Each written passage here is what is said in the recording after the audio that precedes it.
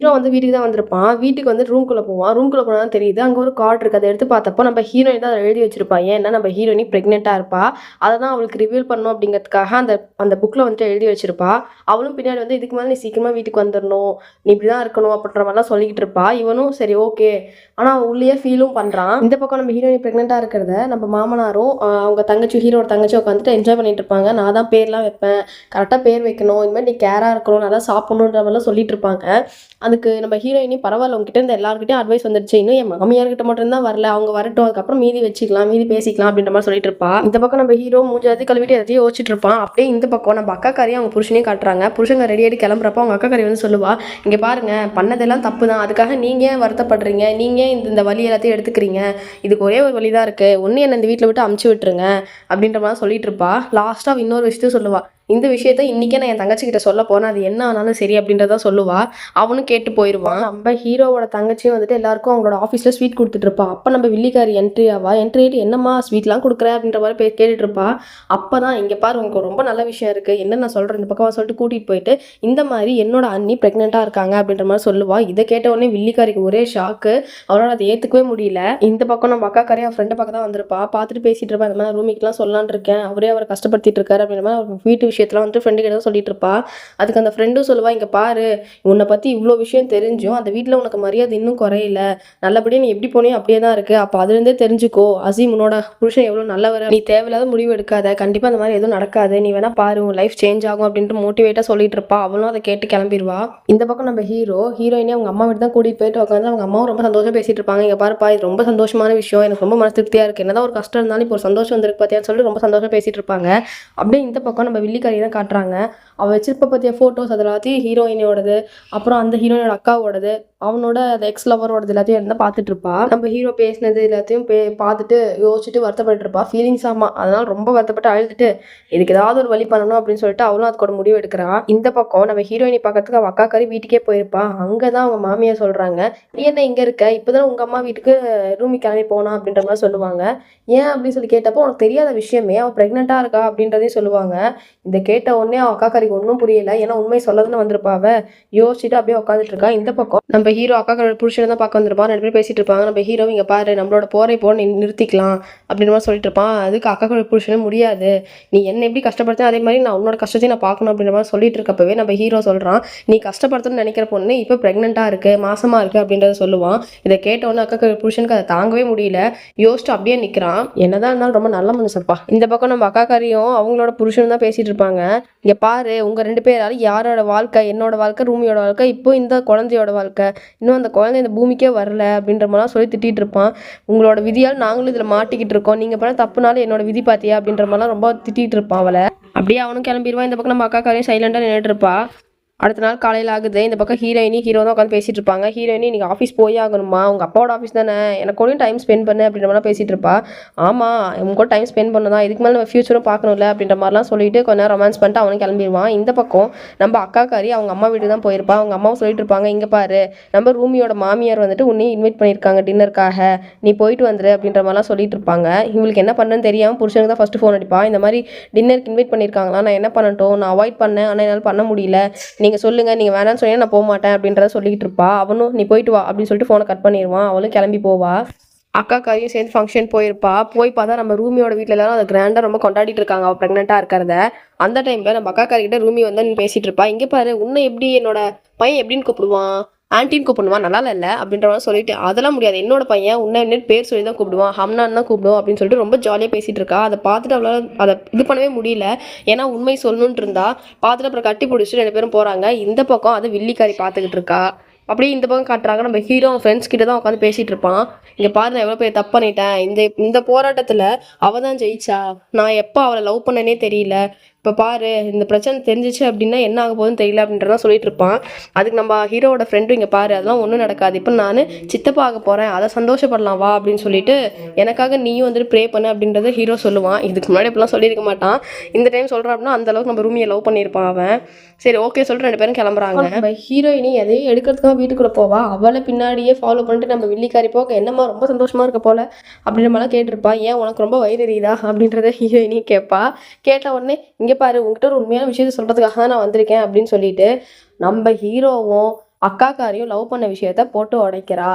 இவ இருந்தாலும் நான் அவனை நம்ப மாட்டேன் அப்படின்னு சொல்கிறப்ப, இங்கே பாரு, உனக்காக தான் அவன் காரை ஆக்சிடென்ட் பண்ண நினைக்கிறியா, இல்லை உன் அக்காக்காக அது பண்ணா, என்கிட்ட எல்லா ப்ரூஃப் இருக்குது அப்படின்ற மாதிரிலாம் எல்லாத்தையும் சொல்லிட்டு போயிடுவா. நம்ம ஹீரோயினுக்கு ஒன்றுமே புரியல. ஏன்னா சந்தோஷமாக இருக்க டைமில் அவள் எதையும் யோசிச்சுட்டு நின்றுட்டு இருக்கா. அவளால் நம்ம வில்லிக்காரி சொன்னதை ஏற்றுக்கவே முடியல. இந்த பக்கம் நம்ம ஹீரோயின் பயங்கரமாக உட்காந்து யோசிச்சுட்டு இருக்கா. வில்லிக்காரி சொன்னது எல்லாத்தையும் யோசிச்சுட்டு அப்புறம் வெளியே போய் பார்க்குறா. அப்புறம் நம்ம அக்காக்காரியும் ஒரு மாதிரி பார்க்குறா. அவள் கண்ணுலேயே அவ்வளோ கேள்வி தெரியுது. அக்காக்காரியும் பார்த்துட்டு எதுவும் தெரிஞ்சிருக்காது அப்படின்ற மாதிரி தான் கீழே குமிறா. நம்ம ஹீரோயினையும் விடாமல் பார்த்துக்கிட்டே இருக்கா. அவளுக்கு என்ன பண்ணுறதே தெரியல. அக்காக்காரிக்கும் அவளுக்கும் ஒரு மாதிரி அன்கம்ஃபர்டபுளாக இருக்குது. அதனால அக்காக்காரி அங்கேருந்து கிளம்பிடுறா. இந்த பக்கம் நம்ம ஹீரோ வேலையெல்லாம் முடிச்சுட்டு வந்துட்டு ஹீரோயின் பக்கத்தில் அப்படியே நின்று ஒரு மாதிரி பார்த்துட்டு சிரிச்சுட்டு ஒரு மாதிரி லவ்வாக தான் பார்ப்பான். இருந்தாலும் அவள் தூங்கியிருக்க மாட்டா. தூங்குற மாதிரி நடிச்சிட்டு கண்ணை திறந்து பார்ப்பா. இவனும் இந்த பக்கம் வந்து தூங்கிடுவான். இந்த பக்கம் நம்ம அக்காக்காரியும் புருஷன்காரன் உட்காந்து பேசிகிட்டு இருப்பான். அக்காக்காரியும் அவன் ஒரு மாதிரி பார்த்தா. அவளோட கண்ணில் நான் அத்தனை கேள்வி பார்த்தேன். அவள் கண்ணை பார்க்கறதுக்கே லைஃப்பில் மொதல் தடவை அவள் கண்ணில் இருக்க அத்தனை கேள்வியும் வந்துட்டு எனக்கு என்ன பதில் சொல்கிறேன்னு தெரியாமல் நான் தலை குனிஞ்சு நின்னேன். எனக்கு ஏதோ ஒரு மாதிரியாக தான் இருக்குது அப்படின்ற மாதிரிலாம் புருஷங்க சொல்லிட்டு இருப்பா. அவனும் ஒரு மாதிரி ஃபீல் பண்ணி, பாரு நீ பண்ண ஒரு தப்புனால எத்தனை பேர் மாட்டிட்டு முழிச்சிட்டு இருக்கோம்னு சொல்லிட்டு பாரு, நான் வந்துட்டு மனசார ரூமியை என்னோட தங்கச்சியாக தான் நான் நினைக்கிறேன் அப்படின்ற மாதிரிலாம் இவனும் சொல்லிட்டு இருப்பான். இப்போதைக்கு எதுவும் சொல்லாத நீ அப்படின்றது சொல்லிட்டு இருப்பான்.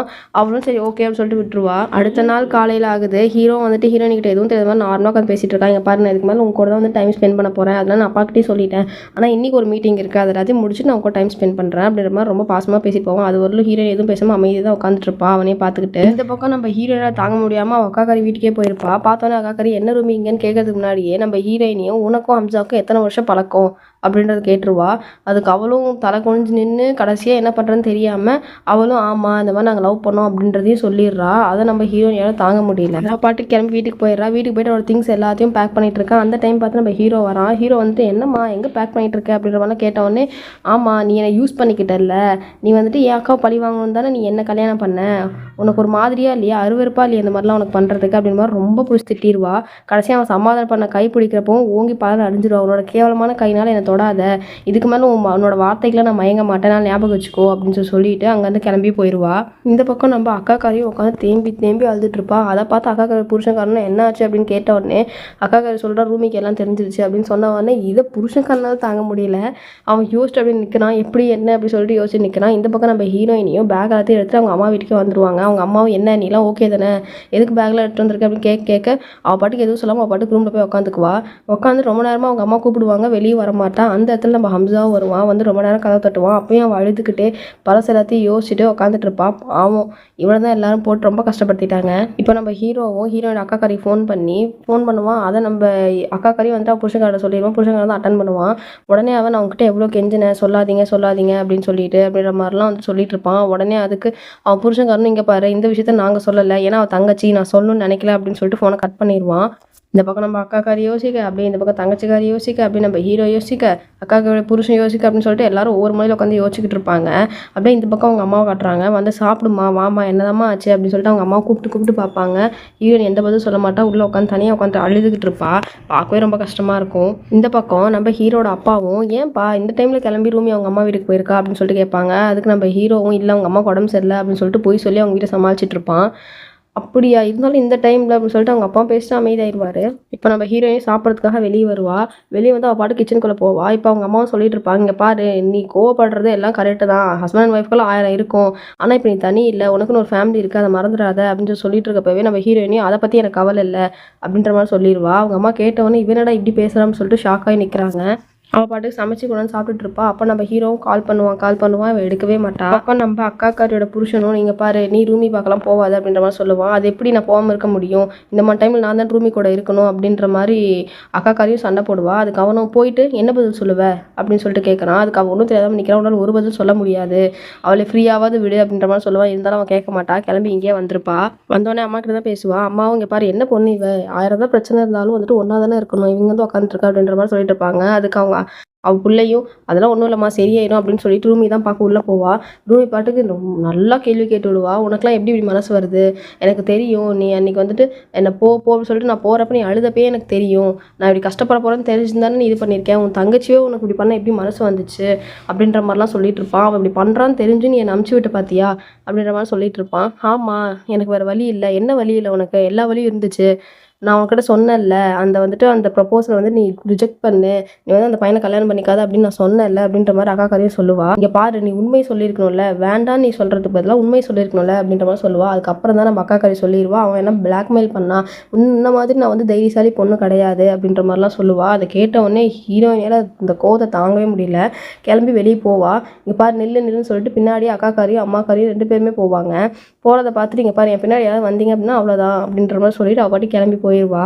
நம்ம ஹீரோட அம்மாவும் பேசிட்டு இருப்பாங்க. இங்கே பாருப்பா, நான் வந்து ரூமிக்கு ஃபோன் பண்ண அவங்க அம்மா உடம்பு எப்படி இருக்குன்னு கேட்கறதுக்காக, ஆனால் ரூமி ஃபோனே எடுக்கல அப்படின்ற மாதிரி சொல்லுவா. ஏதாவது பிஸியாக இருப்பா அப்படின்ட்டு ஹீரோவும் சொல்லி சமாளிக்கிறான். அதுக்கு அவங்க அப்பாவும் இல்லை, நம்ம நேரில் போய் ஒரு டைம் பார்த்துட்டு வரதான் நமக்கும் கரெக்டாக இருக்கும் அப்படின்ற மாதிரி சொல்லுவாங்க. அதுக்கெலாம் எந்த அவசியமும் இல்லை அப்படின்னு சொன்ன உடனே பின்னாடி நம்ம ஹீரோயின் என்ட்ரி தருவா. ஆமாம், உங்கள் பையனோட உண்மையான முகம் தெரிஞ்சிச்சு அப்படின்னா அப்படின்ற மாதிரி சொல்லுவா. அப்புறம் எல்லா உண்மையும் அவங்க அப்பா அம்மா முன்னாடி எல்லாத்தையும் சொல்லுவா. இவன் ஏமாத்திருக்கான், இவன் வந்துட்டு என்னை பழி வாங்கணும் அப்படிங்கிறதுக்காக எங்கள் அக்காவை தான் லவ் பண்ணிட்டு இருந்திருக்கான், பழி வாங்கத்தான் என்ன கல்யாணம் பண்ணியிருக்கான், இந்த மாதிரி நடந்திருக்கான், இந்த மாதிரி ஒரு கேவலமான ஒருத்தரை பார்க்கவே இல்லை, நீங்கள் அந்த மாதிரி ஒரு பிள்ளையை பற்றி தான் வச்சுருக்கீங்க அப்படின்ற மாதிரிலாம் சொல்லிடுவா. இதை கேட்ட உடனே அவங்க அப்பா அம்மா தங்கச்சி எல்லாரும் ஒரு மாதிரியாக ஹீரோ பார்க்குறாங்க. என்னோட அக்கா அந்த ரொமான்டிக் மெசேஜஸ் எல்லாத்தையும் வச்சு தானே நீ அக்காவை பிளாக்மெயில் பண்ணிட்டு இருந்த, யாரோ பின்னாடி இல்லைன்னு தான் நினச்சிட்டு இருந்தேன், பயந்தா கோட்டி அப்படின்னு தான் நினச்சிட்டு இருந்தேன், இப்போ சொல்கிறேன் என் அக்காவுக்கு முன்னாடி நான் இருக்கேன், அவனால என்ன பண்ண முடியுமோ பண்ணு அப்படின்னு சொல்கிற மாதிரி சொல்லிட்டு கிளம்பிடுவா. இந்த பக்கம் அவங்க அம்மாவும் பிடிச்சி செம்மையாக திட்டிகிட்டு இருப்பாங்க. எப்படி உனக்கு இப்படிலாம் பண்ண முடியுது அப்படின்ற மாதிரி கேட்டுட்டு இருப்பாங்க. உனக்கு ஒரு தங்கச்சி இருக்குது, அதை நீ மறந்துட்டியா அப்படின்ற மாதிரி சொல்லுவாங்க. உன் தங்கச்சிக்கு ஏதாவது ஆச்சு அப்படின்னா நீ என்ன பண்ணுவ அப்படின்னு கேட்ட உடனே நம்ம ஹீரோவும் கத்துவான், நான் வந்து கொன்னுடுவேன் அப்படின்னு சொல்லிட்டு. அவங்க அப்பாவும் எந்திரிச்சு கத்துவார், அப்போ நீயும் செத்துரு, நீ பண்ணதுக்கு நீ சாகணும், அதுதான் உனக்கு கரெக்டான பனிஷ்மெண்ட்டு அப்படின்ற மாதிரிலாம் சொல்லிட்டு இருப்பாங்க. ஹீரோக்கு என்ன சொல்கிறான்னு தெரியாமல் பாட்டு நின்றுட்டு இருப்பான். பாரு, நான் உன்னை நினச்சா இந்த வீட்டை விட்டு வெளியே துரத்த முடியும் அப்படின்ற மாதிரி அவங்க அம்மாவும் சொல்லுவாங்க. இருந்தாலும் ரூமி என்ன சொன்னா அப்படின்றத வந்துட்டு நீ அனுபவிச்சு புரிஞ்சுக்கணும், உனக்குலாம் யாரும் இல்லை அப்படின்னு தான் தெரியும், உன் அக்காவுக்கும் அம்மாவுக்கும் வரக்கூடாது, அப்போ ஹம்னா யாரு, இன்னொருத்தரோட பொண்ணு தானே, அவளும் யாரோட தங்கச்சி தானே, எப்படி ஒன்று இப்படி பண்ண முடிஞ்சு அப்படின்ற மாதிரி திட்டிட்டு இருப்பாங்க. இந்த பக்கம் நம்ம அக்காக்காரியும் அவன் புருஷக்காரன் தான் நின்று பேசிட்டு இருப்பாங்க. அக்காக்காரியும் சொல்லுவா, என்னால் இதெல்லாம் தாங்க முடியல, மரியாதை இல்லாத மாதிரி இருக்குது அப்படின்ற மாதிரி பேசிட்டு இருப்பா. அதுக்கு அவன் புருஷக்காரன், நீங்கள் பாரு, இப்போ வரலும் உனக்கு மரியாதையோட இந்த வீட்டில் நடத்திக்கிறாங்க, நீ தேவையில்லாமல் பேசிட்டு இருக்காத, நீ கொஞ்ச நேரம் அமைதியாக இருந்தால் அதுவே எனக்கு போதும் அப்படின்ற மாதிரி தான் சொல்லிக்கிட்டு இருப்பான். இந்த பக்கம் நம்ம ஹீரோயினி வந்துட்டு எப்பயும் போல எழுந்து அவங்க அம்மா கிட்ட பேசிட்டு இருப்பா. சாப்பிடலாம் வாங்க, நீங்கள் சாப்பிட்டீங்களா அப்படின்ற மாதிரி கேட்டிருப்பா. நேற்று உங்கள் வீட்டுக்கு போனியா அப்படின்ற மாதிரிலாம் கேட்டிருப்பாங்க. ஆனால் அவங்க எந்த பதிலும் சொல்லாமல், இப்போ நான் போய் சமைக்கிறேன், நீங்கள் வந்து சாப்பிட்டுக்கோங்க, நான் 2 பேரும் உட்காந்து சாப்பிட்லாம் அப்படின்ற மாதிரிலாம் சொல்லுவா. அவங்க அம்மாவும் அவங்ககிட்ட தான் பேசிட்டு இருக்கேன்னு சொல்ல அவள் அதை கண்டுக்கவும் மாட்டா. இந்த பக்கம் நம்ம ஹீரோயினோட அக்காக்காரையும் உட்காந்துட்டு இருப்பா. ஒரு மாதிரி இருட்டான இடத்துல தான் உட்காந்துட்டு இருப்பான். புருஷக்காரனும் வந்து இப்போ நீ இருட்டில் உட்காந்துட்டு இருக்கிறதுனால ஒன்றும் ஆகாது அப்படின்ற மாதிரி சொல்லுவான். அதுக்கு அவளும், இந்த வெளிச்சத்தை பார்க்க கூட எனக்கு பயமாக இருக்குது, இப்போ எனக்கு எந்த தைரியமும் இல்லை, நான் எப்படி ரூமியை எங்கள் அம்மாவையும் ஃபேஸ் பண்ணுறது அப்படின்றதுனே எனக்கு தெரியல அப்படின்ற மாதிரிலாம் சொல்லிக்கிட்டு இருப்பா. நம்ம ஹீரோவை தான் காட்டுறாங்க. அவனும் ரொம்ப பேசிகிட்டு இருப்பான், நான் பண்ணது எல்லாத்தையும் தப்பு தான், எனக்கு புரியுது, ஆனால் நான் அப்படி பண்ணணும்னு நினைக்கல, அப்போ நான் உன் அக்கா பழி வாங்கணும்னு நினச்சது உண்மை தான், ஆனால் நான் கொஞ்ச நாளுக்கு முன்னாடியே உன்னுடைய லவ்னால நான் நார்மலாக ஆகிட்டேன், நான் மாறிட்டேன், அவளை நான் அப்படி த்ரெட் பண்ணவே இல்லை, நான் அவளை வந்துட்டு அப்படி பிளாக்மெயில் பண்ணவே இல்லை, நான் நல்லவனாக இருக்கணும் அப்படின்னு தான் ஆசைப்பட்டேன், அதுக்குள்ளே இதெல்லாம் நடந்துருச்சு, இதுக்கு முன்னாடி நான் யார்கிட்டையும் கையேந்து நின்னதில்லை, நான் இப்போ முன்னாடி கை கட்டி நிற்கிறேன், என்னை மன்னிச்சிடு அப்படின்ற மாதிரிலாம் வந்துட்டு கை எடுத்து கும்பிட்டு கேட்டுட்டு இருப்பான். அதுக்கு அவனும், என் அக்கா அனுப்ப ரொமான்டிக் மெசேஜ்லாம் வச்சு தானே அவள் ரொம்ப கோலை அப்படின்றதுனால தான் நீ அவனை இது பண்ண, இப்போ நான் அனுப்புகிற மெசேஜ்லாம் அவங்ககிட்ட இருக்குல்ல, உன்னால் என்ன பண்ண முடியுதோ பண்ணு, நான் அவளை மாதிரி இருக்க மாட்டேன், நீ பண்ண வரலும் போதும், உனக்கு என்ன ஒருத்தர் அடையணும் அவ்வளோதானே, நீ அடைஞ்சு நீ தைரியமாக இருந்த அப்படின்னா போதும், மற்றவங்களும் உனக்கு கீழே இருக்குன்னு தான் நினைப்பேன், இங்கேருந்து மரியாதையாக போயிரு, உனக்கு எனக்கு எதுவும் இல்லை அப்படின்ற மாதிரிலாம் சொல்லி அனுப்பிச்சிருவா. நம்ம ஹீரோவும் என்ன பண்ணுறான்னு தெரியாமல் ஃபீல் பண்ணி தான் நின்றுட்டுருப்பான். இந்த பக்கம் நம்ம ஹீரோ அவனோட ஆஃபீஸுக்கு தான் படுத்துட்டு ரொம்ப யோசிச்சுட்டு இருப்பான். நம்ம ஹீரோயின் லவ் பண்ணது, அப்புறம் ஹீரோயினை பேசினது எல்லாத்தையும் யோசிச்சு ரொம்ப ஃபீல் பண்ணிட்டு இருப்பான்.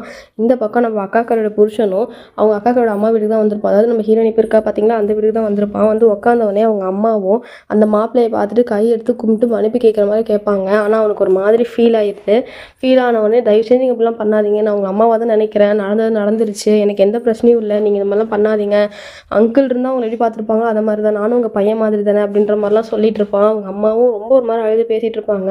நான் என் பிள்ளைங்க நல்லா இருக்கணும் அப்படின்னு தான் நினச்சேன், இதெல்லாம் எப்படி நினச்சின்னு தெரியல, ஏன் இந்த மாதிரிலாம் ஆகுதுன்னு தெரியல அப்படின்ற மாதிரிலாம் சொல்லிட்டு இருப்பாங்க.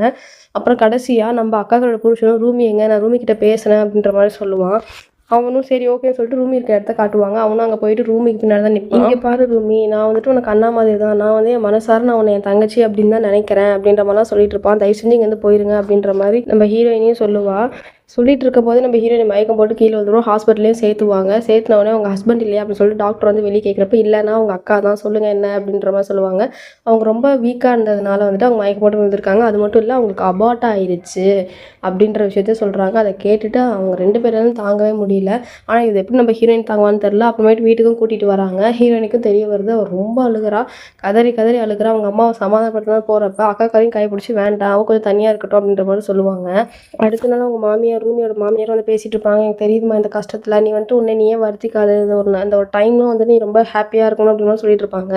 குழந்தை பத்திரமா பார்த்துக்கோன்னு சொல்கிறப்போ நம்ம ஹீரோயின் எந்த குழந்தை, என் குழந்தை எப்போது செத்துருச்சு அப்படின்ற மாதிரிலாம் சொல்லுவாங்க. அவங்க அழுதுகிட்டே கிளம்பிடுறாங்க. இதோட இந்த எபிசோட் முடிக்கிறாங்க. நெக்ஸ்ட் எபிசோட் ரொம்பவே த்ரில்லிங்காக இருக்கும்.